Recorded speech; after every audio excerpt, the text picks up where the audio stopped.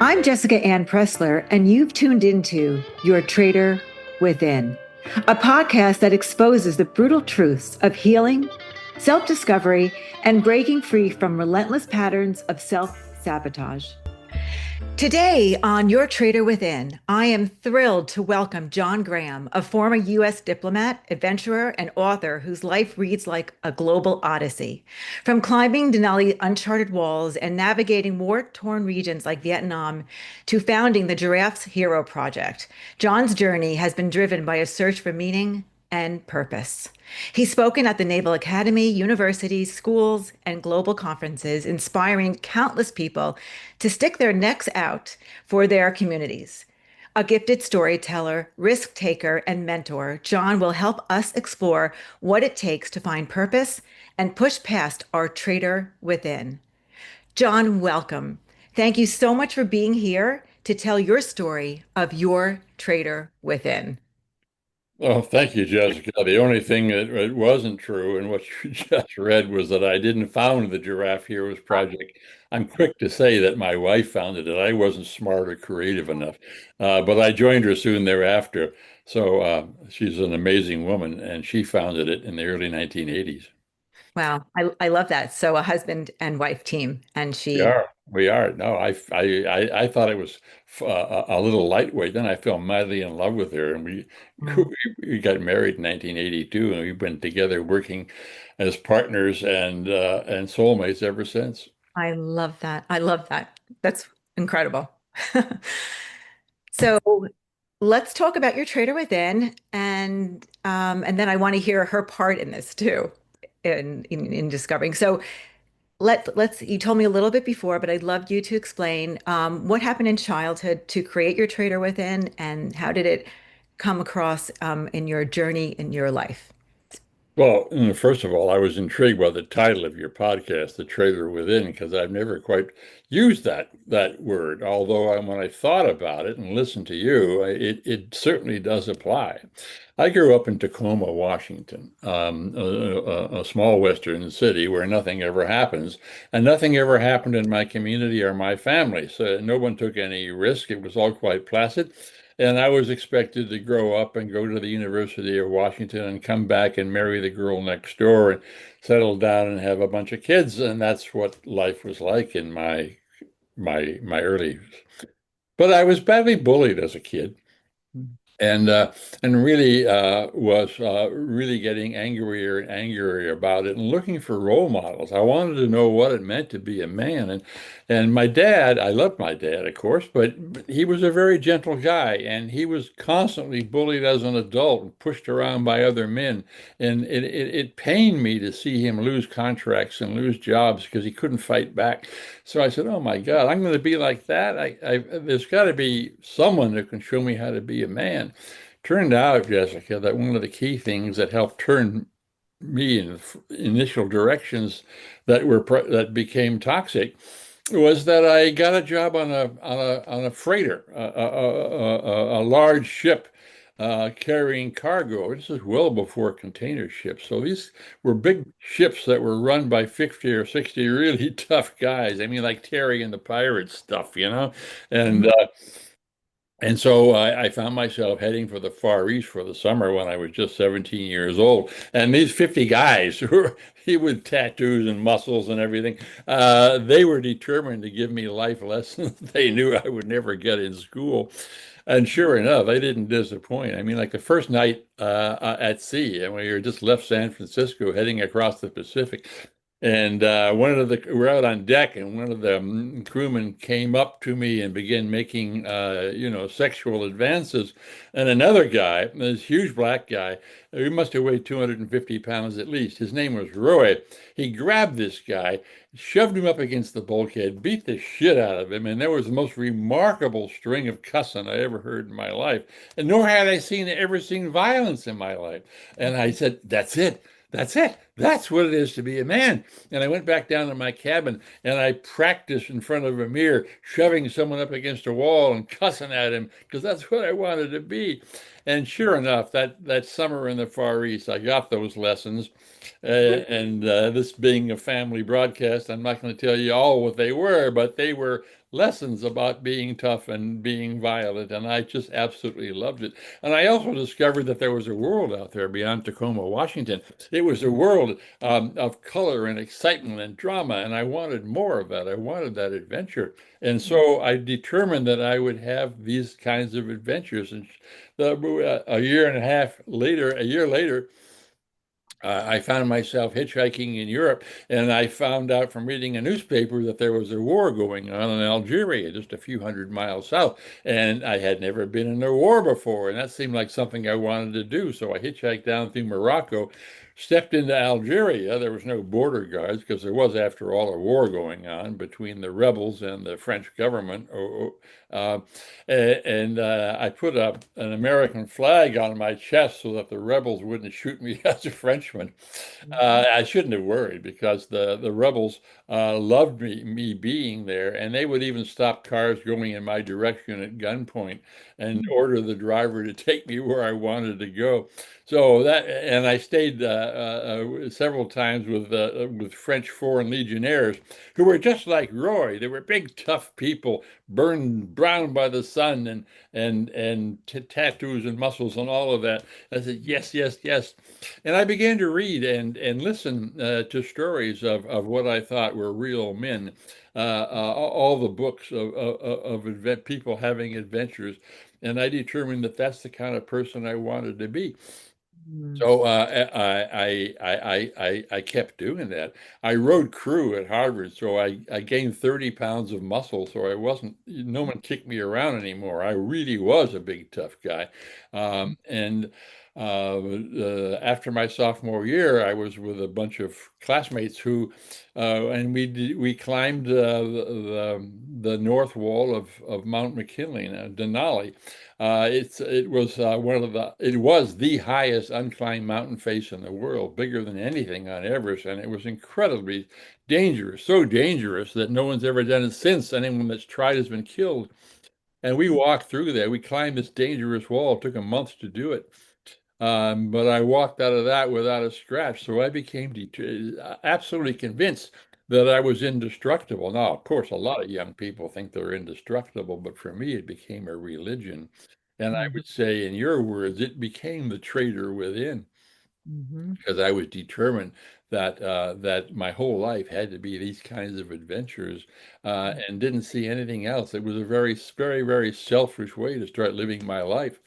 After college, I hitchhiked all the way around the world, one adventure after the other. I had a contract writing stories for the Boston Globe on wars, so I waded into wars in Cyprus and Laos and Vietnam again and walked out of them without a scratch, one adventure after the other, guns, bombs, the rest of it. And so, so at that point, I had survived a violent death, I don't know, a dozen times from bullets and bombs or from avalanches and rock falls on mountains, all determined that I was going to be unscathed because I kept walking away from all this stuff. So I then had a crisis, financial crisis, because I had to create a life where I could be this kind of tough adventurer, but I didn't have any money to do that. I needed a job that would help me do that. So I got a job. I got a position as a Foreign Service officer. And I told the Foreign Service I wanted to go to the most difficult and dangerous places they had. So my second posting in the Foreign Service was to Libya. And I was there in the middle of the revolution when Muammar Gaddafi came to power. And I just loved it. I mean, the other people on the embassy were freaking out at cars burning in the town square and rock throwing mobs. Me, I loved it. That's exactly the life I wanted. And I performed very well. So the Foreign Service kept promoting me because I seemed to be indestructible. I was big and tough and I acted really well under pressure. So they loved it. So I said, fine, send me to the most dangerous assignment you've got in Vietnam because I hadn't been to that war either. And they didn't disappoint. they sent me as advisor to the mayor of Hue, which was a city in the northern part of what was then South Vietnam, just 50 miles south of the DMZ, the then borderline between North and South Vietnam. It was a hell of a dangerous place to be, especially because I got there in 71 after all the American troops had been withdrawn as part of a troop withdrawal agreement. So I was there with a bunch of civilians, and we were there when the North Vietnamese attacked in 1971-72, the so-called Easter Offensive, when they tried to take Vietnam in 1972 and didn't succeed, but they succeeded 3 years later, as we all know. But in any case, they attacked first through at Hue because we were right next to the DMZ. And the South Vietnamese army, which was led by corrupt generals, quickly folded like a paper tent and fell back on the city. And the North Vietnamese came rushing to surround the city on two sides. And my job was to create a stable base area in the city. And it was incredible because I had to deal with the population of Hue, which was about a quarter million, another quarter million refugees fleeing from the northern parts of South Vietnam, further northern parts. And the problem was that the city had been terrorized by deserters from the South Vietnamese army who were raping and looting, and the scenes were incredible. The North Vietnamese were closing in on the city.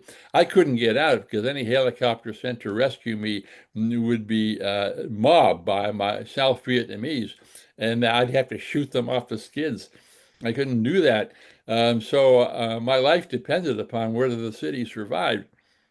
And mind you, it's something I'll never forget. I mean, I was there, and artillery was booming, and bombs were falling, and the crashing and glass shattering, and the deserters had burned the marketplace, so there was a pall of heavy black smoke. It was like a scene from Kafka. And I realized that I had to do something to create order in this chaos. So I went to the deputy mayor, who at least is brave enough not to have fled like the rest of his buddies. And I demanded that he set up a firing squad to start shooting the deserters because that might stop some of the chaos. And all of a sudden, I caught myself screaming at the deputy mayor, realizing that my home was, 8,000 miles away, and that I hated the war. I knew it was lost. I knew it was evil. I knew it was unwinnable. And yet the only reason I was there was because of the adventure. I was there because I had never been in a shooting war, and I had to be in a shooting war. And that's the only reason. Now, that was fine. Risking my life was fine when it was just me. But now I was a fairly senior official, and decisions I was making, like setting up a firing squad, were costing other people their lives. And then suddenly it occurred to me, how could I have let my life become that shallow? Now, how old were you then? 28, about, Okay. yeah, Okay. 28, 29. So I wasn't a kid anymore. I couldn't blame it on being a kid. And so this devil within, this traitor within, was pushing me into being a monster. Uh, and all of a sudden, it caught up with me, and I realized what I was doing with my life in the middle of that battle. And I just put my head down, and I think I wept. I wept because I Mhm. finally realized what had happened to my life, and I had to do something. Well, it turned out that the next morning the skies cleared, so fighter jets from American carriers off the coast flew over and blasted the hell out of the North Vietnamese troops attacking the city, and they turned back. So my life was spared yet again. And I was transferred back to California, and the State Department gave me a year off. I had what we would now call a heavy dose of PTSD from a year and a half of facing death every day. Um, but the key thing wasn't the PTSD. The key thing was I had come back realizing how shallow my life had become and determined to do something about it. So in California, it was a perfect place to do that because in those years there were things called encounter groups where, groups of in my case, 12, 15 guys who would get together and spill our guts and hopefully help each other through life crises. And it really did help me because I began to see that, and I was constantly reminded by the other men in this group that I really did have a heart, that I really did have a compassionate side to me. And yet, up to my life at that point, 28 years, 29 years, I had like nailed a sheet of plywood over my heart Right. so that I couldn't feel it. I couldn't feel anything. Emotions were what women did. Well, I was violent. I was tough, and I wanted one more adventure after the other. And now I realize how shallow that was. And these men were telling me, for God's sake, will you just unrip that board off your heart? You're not John Wayne. You're John Graham, and you're a compassionate human being. You're capable of doing good in the world. And it was a tough lesson. And I really got it, but it took years. Were you were you scared to be exposed? Because once you take that, Oh, that scared. More oh, like angry, Jessica. When these guys, specifically what happened, Jessica, was that the leader of the group was a really smart, sensitive guy. And you've been a social worker for a lot of years. You know what this kind of sensitivity requires. This guy was really attuned. And he said, out of the blue, he says, okay, we've been talking all week about the need to have a feminine side if you're a man, and the need to have a masculine side if you're a female. It's the anima, the animus, whatever. To be a complete human being, you have to have both. Men need to be compassionate. Um, so he said, okay, now I want you all to tell us who you think is the most feminine man in the room, feminine in the sense that we've been talking about it. Um, and without any hesitation, everyone in that room pointed to me. I couldn't believe it because I'd spent all week telling war stories, avalanches, rock falls, bullets, bombs, and I was very clear that I was the toughest guy in the room, which in a physical sense I undoubtedly was. And these guys pointed to me as the most feminine man in the room. And I got up, I was appalled, and I shouted vulgarities at them. So how can you be so stupid? I've done more manly things than all of you put together. And I was holding on to that part of you. yeah. And so I stormed out of the building and I went running down a path with this retreat house was south of San Francisco, so up on those hills. Mhm. And then I stopped after I'd run a mile or so, and I just sat down on the path, realizing that those men had just done me an enormous favor. And when I absorbed what they said, it was like that they had ripped that board off my heart, or they had shown me a path forward, and then I needed to pursue it. And it took a long time to do that and was really hard. But I had that year in San Francisco to sort of put my life together. I mean, it was terrible. I mean, I would walk on the shadow sides of the streets in Palo Alto to avoid sniper fire, and traffic helicopters would send me diving behind a wall. I mean, it was like, and all the while I was trying to understand what it meant to be a complete male human being. Mhm. And it took a long time to learn, but I gradually began to learn. I became a better father to my two kids. I began to be a better leader because I could recognize what I needed to and the emotions of other people and lead with some sensitivity. I became a better member of the community. But it was a long, slow process. I didn't kick the devil within out of me. I didn't exorcise that devil overnight. It took damn near a decade. Mhm. Yeah, I mean, it took a lot of years to get that person, that protective part, and then to undo it, it takes time. And you said you were angry. Where was the anger coming from? Well, the anger was coming from how dare could these people insult me by saying that I was womanly, saying I was feminine, and I didn't. I was too stupid at that moment until I sat down on that path and started to cry. I was too stupid in that moment to understand what they were saying. They weren't trying to insult me. They were trying to help me. They were Mhm. trying to get me to see a part of me that I hadn't seen before, a part that once I recognized it would change my life, would turn my life around. And it turned out that after that year at Stanford, the State Department, I don't think they did it consciously, but they sent me to exactly the right place. They sent me to the United Nations.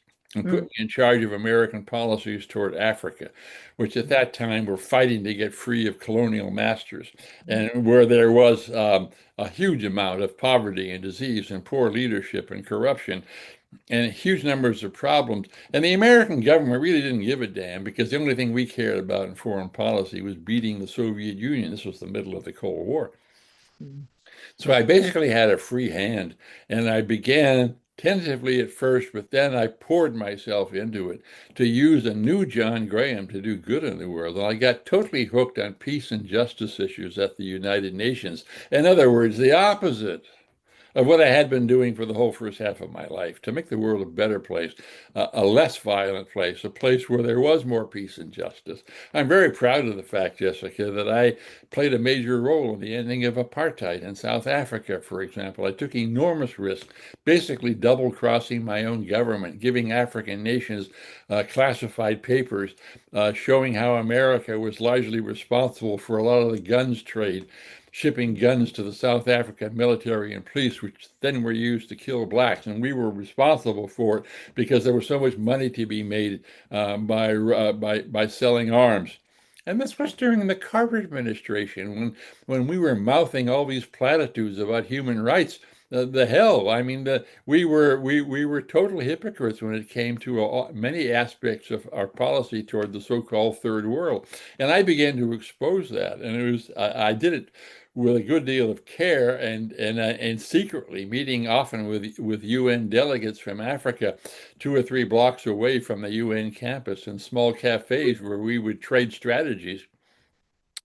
It came to a head once when I got a copy of a cable that had been sent by an African foreign minister to my boss, the American Secretary of State. And it was a blistering cable accusing America of the worst kind of hypocrisy by allowing guns to flow to the South African military and police and saying the opposite, coming up with all these platitudes about, oh, yes, racism is terrible, apartheid is terrible, at the same time abetting racism and apartheid. And this foreign minister was really angry. But the interesting thing was, Jessica, was that in the middle of his cable, there was a sentence or two that I myself had drafted 2 or 3 weeks before, given to my buddies, African buddies at the UN, who had sent them to their foreign ministers, and they'd come rocketing back to my boss, the American foreign minister. And I mhm, just realized that some of my own words were in these blistering cables. mhm. And Did so it? I then went to my masters and said, "Hey, we've got to do something. We are losing so much political ground in the third world, which is 2/3 of the planet. We have got to take a stand and stop being hypocritical." And I convinced my government to do that. So the American government agreed to a tough arms embargo, cutting off the flow of guns to the South Africans. Europeans had no choice but to follow suit. And in April of 19 April of 19, what was it, 70, 80, the 80, yeah, 80, the UN passed a really tough arms embargo, which in turn eventually helped end apartheid. So I feel really good about that. So that's what I was doing. I had turned my life around.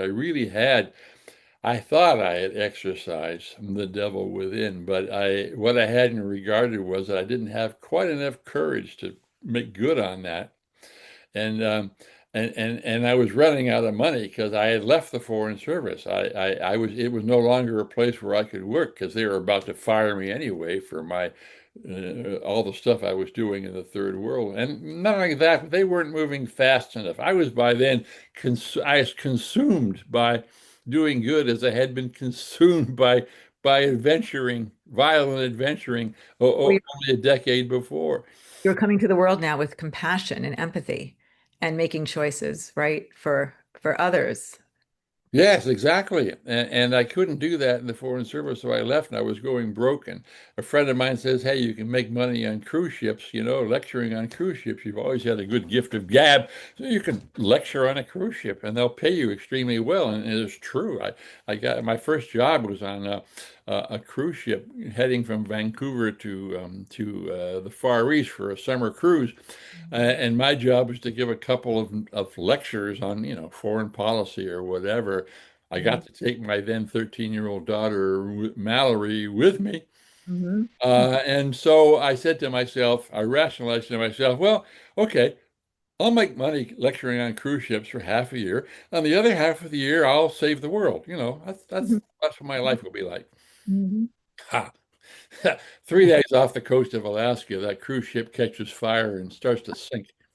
And long story short, Mallory and I are left in a lifeboat when everybody has to abandon the burning ship. And not only that, but it gets worse because a typhoon is bearing down on that little lifeboat. And I see Mallory rescued by helicopters, which was difficult because we were 140 miles off the Alaska coast. So the helicopters have to fly a long ways. They picked up Mallory and almost all the other passengers and dropped them on the deck of an oil tanker that had answered the SOS. So, come the afternoon, after like 18 hours in the lifeboat, most of the people in the lifeboat had been rescued, and there were 8 of us left. And now we were in the middle of a typhoon with 30-foot seas. Now, that 30-foot seas, you can imagine, it's like being in water where you're going up and down as a 6-story building. And we were all not only horribly seasick, we were dying of hypothermia. This is Alaska, Gulf of Alaska in the winter. And I could see that we had maybe 6, 7 hours to live because none of us had any warm clothes. And the helicopters couldn't fly anymore because now the typhoon hit full force and it was suicidal to fly a helicopter in that weather. Our only choice was a Coast Guard cutter frantically searching this storm for the lifeboat and these 8 guys. And the visibility was down to maybe 100 feet or so. But the key thing, Jessica, was the light because there was a small chance that the Coast Guard boat, the cutter, would get lucky and find us with the fading light. But once it got dark, we were dead for sure because we had no lights and no radar. The radio didn't work. We had no reflectors, nothing. And so by morning, we'd all be dead from hypothermia, and we probably would have been tossed out of the lifeboat in the storm anyway.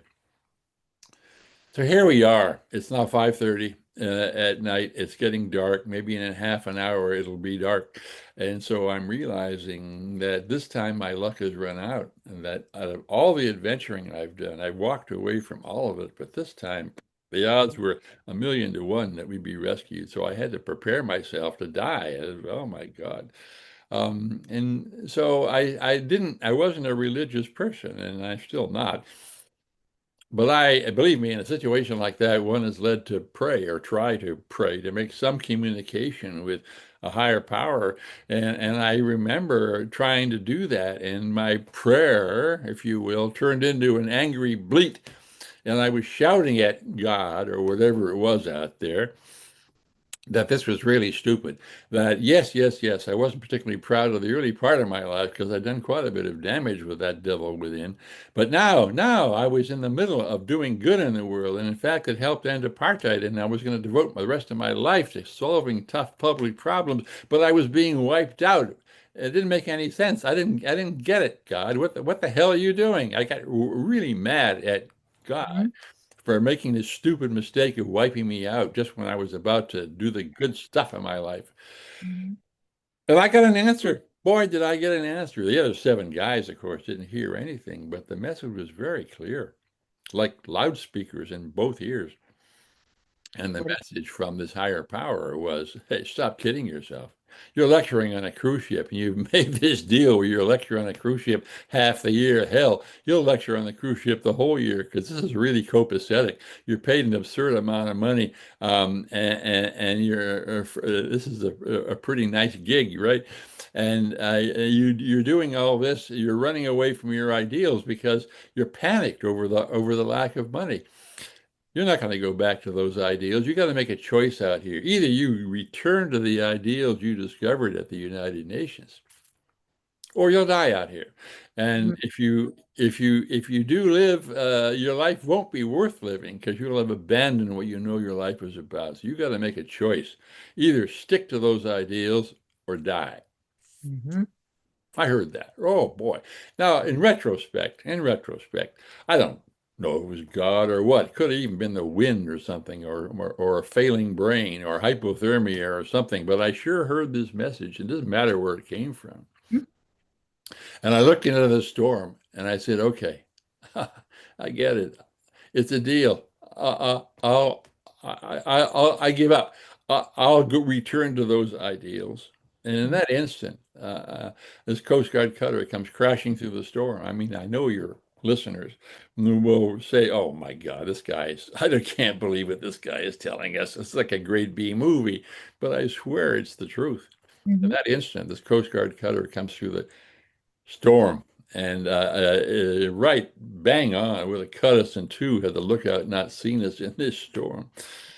So I'm and the other seven guys are rescued, and I never looked back, and I kept that promise. I went back to New York, it turned out that very shortly thereafter I met a remarkable woman named Ann Medlock who'd started a nonprofit called the Giraffe Heroes Project. Mm-hmm. Turned out to be the perfect vehicle for the now emboldened idealism that I had, and I was committed to follow for the rest of my life. And so in 1982, 83, I joined Ann. Now, Ann had started this. She was a single mother. Talk about guts. She started this as a single mother in New York. And she started it because she was sick and tired of all the negative news in the press, the New York press, the world press. It was all about violence and rapes and pillage and fires and the rest of it, and no one was telling the stories of the good things being done on the planet. And yet those things were inspiring, and the stories needed to be told. So Anne became kind of the troubadour by starting the Giraffe Heroes Project. She would find people sticking their necks out, hence the metaphor, giraffe.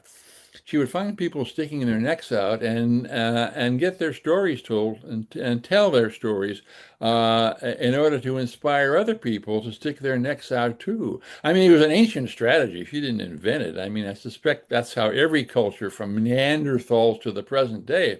If you want your culture to be heroic, you don't preach at them to be heroic. You show them examples of heroes in their midst. And that's what Anne was doing.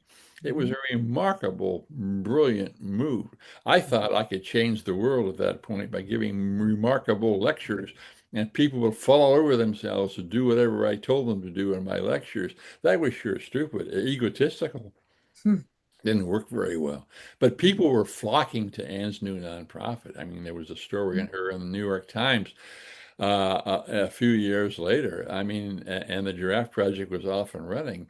And I joined her. I must admit that my initial impulse was that I fell madly in love with the woman. And we were married, and everything she was doing became really important. But the key thing wasn't that. The key thing was that I understood the power of storytelling. And so I readily joined her on the Giraffe Project, and we've been telling the stories of heroes ever since, 43 years now. And we found and told the stories of over 2,000 people. And you can find those stories at the Giraffe website, which is very simple, giraffe.org. And you can find those stories and be inspired by them. We've started and run a whole schools program helping young people lead lives of compassion and courage. I've written 5 books on the themes of courage and service and finding meaning in your life through service. I'm on podcasts like this. I my latest venture, and I just love this because it's been so much fun. Mm-hmm. Realizing that I'm 83 years old, and I needed to reach a much younger demographic. And so I started a program on TikTok. I held my nose and said, okay, all right, I'll use TikTok. Uh, I went on TikTok and I started a series of 3-minute videos called Badass Granddad. Badass, all one word, Granddad with two D's in the middle. And each 3 minutes starts off with a minute and a half or 2 minutes of one of my adventure stories so as to grab young people's attention. And the last half is some kind of life lesson tied to that adventure story. Hopefully, Brilliant.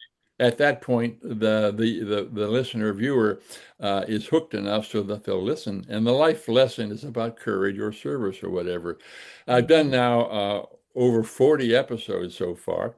You can dial it up at on the search box at TikTok, and within a week or two, it'll also be up on YouTube, and then hopefully Instagram as well. So there's a broader reach, So I and did I see love it. some. I love it.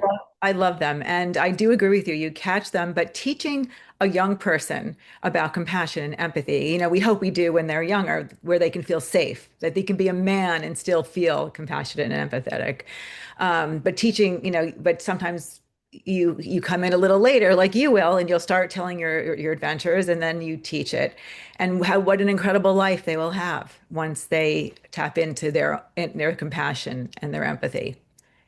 Yeah, it's true. And in point of fact, when looking at the metrics, my audience includes some young people, but the metrics is people in their 30s and early 40s. So you're absolutely right. I'm talking to a lot of people, and the thing I like most about it is the comments. I thought doing something like this, especially young people, would come back at me with a lot of snark. Who is this old fart? No, the responses have been almost entirely positive. And not only that, but a good many of them have been really honest, soul-searching comments and questions. They're really listening.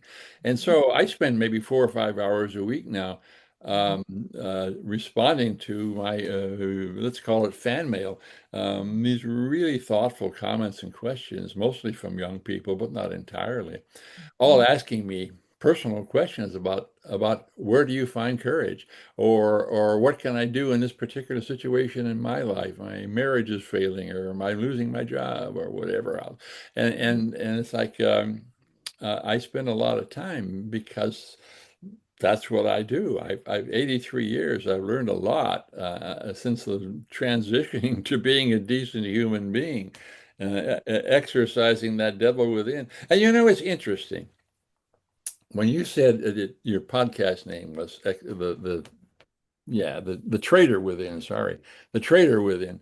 When you said your the episode was the Traitor Within, I wondered about that traitor. That's interesting because I do a lot of lecturing. I did before COVID anyway to corporate audiences because I don't want to preach to the converted. I seek out tough audiences, and corporate audiences are the toughest.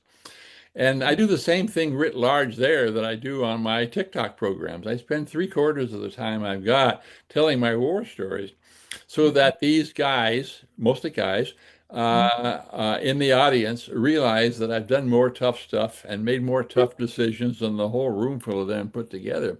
So they're listening when I tell them how I transitioned my own life and found that the real adventures in life were not physical. They were spiritual. They were psychological. They were emotional, and that I learned that the most important thing for any human being is to find meaning in their life, personal meaning, so that when you look in the mirror in the morning and you see who looks back, you want to know you're on the planet for a purpose.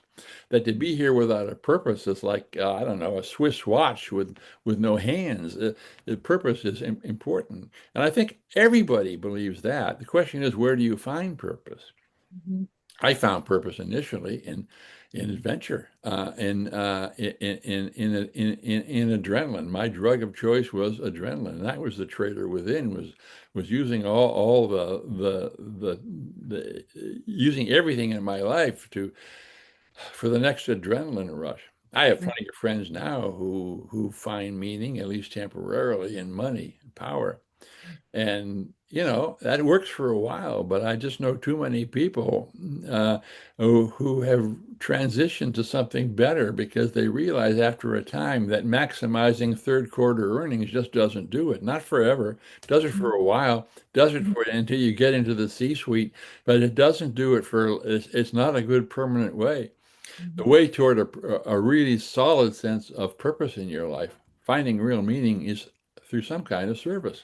But I'm quick to say, especially to business audiences, I'm not talking about being Mother Teresa. I'm not talking about sackcloth and ashes. I'm talking about being of service.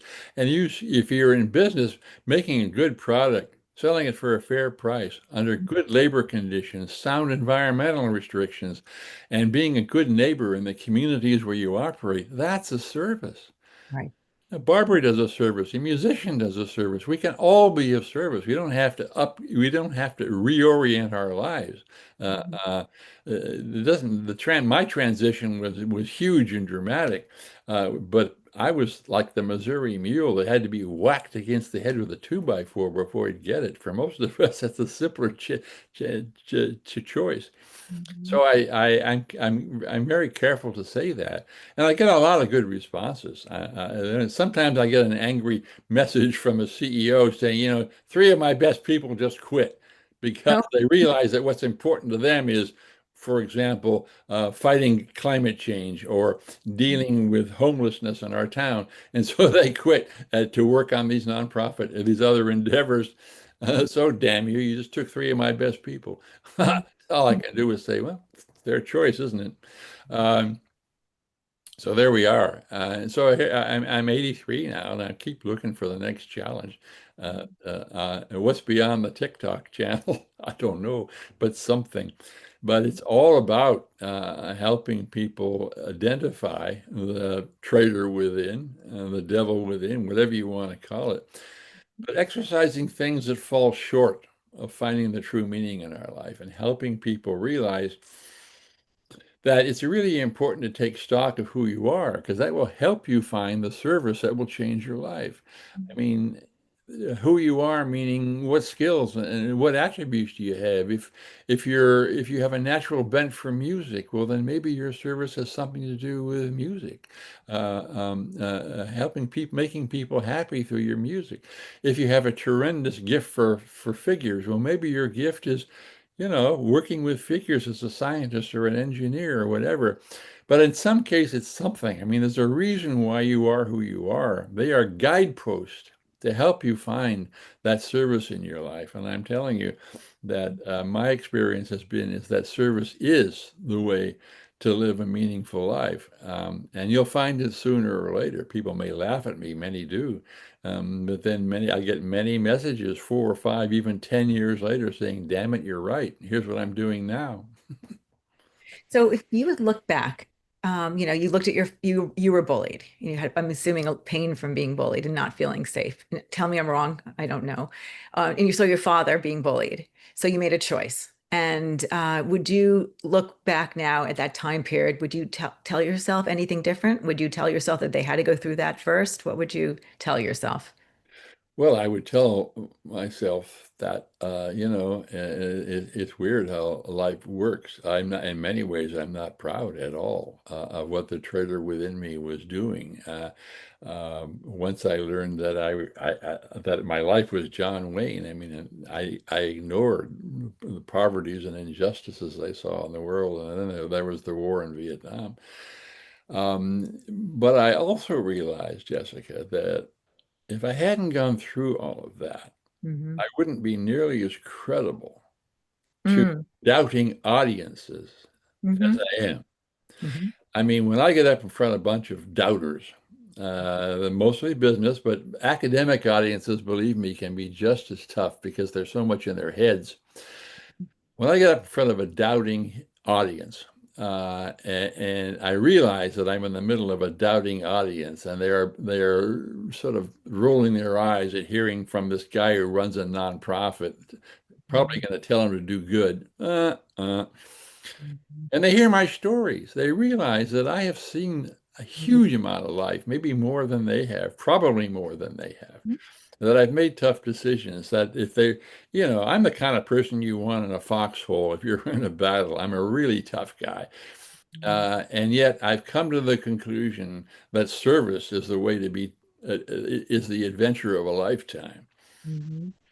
They listen. So I Mhm. realized that, okay, in many ways, like I said, I'm not terribly proud of the first part of my life.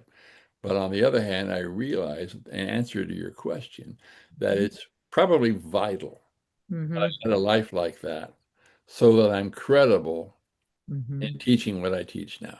And you'll reach more people by doing so.